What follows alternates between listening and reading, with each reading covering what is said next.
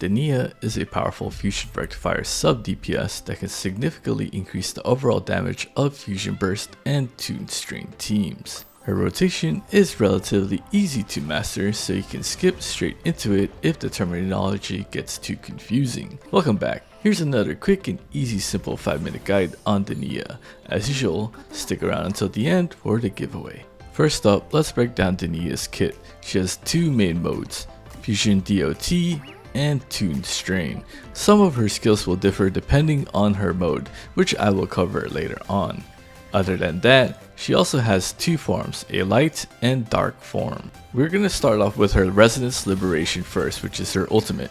Casting Denia's Resonance Liberation converts between her light and dark forms and grants her a state called Entropy, which changes depending on her form. Ult 1 switches from light to dark form and gain Entropy Dark, which increases attack by 30% for 12 seconds.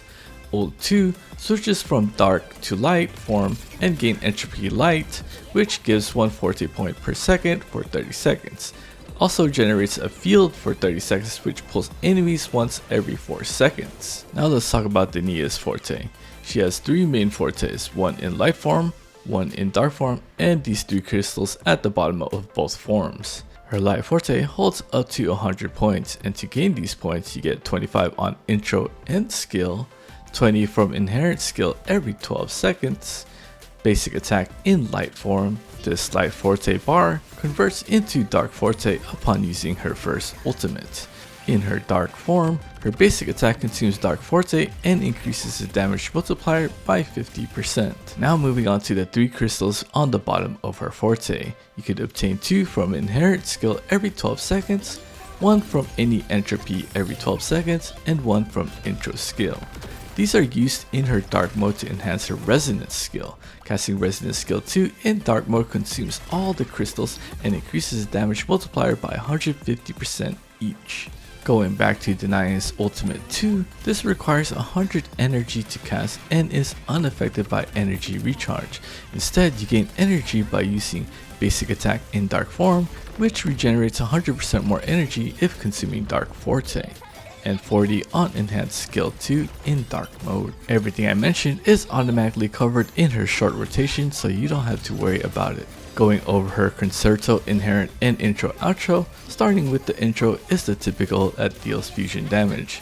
Now her outro depends on her damage mode. If you have selected Fusion Burst damage for all allies amplified by 60% for 30 seconds. Tune Strain, next resonator all damage amped by 15% for 16 seconds.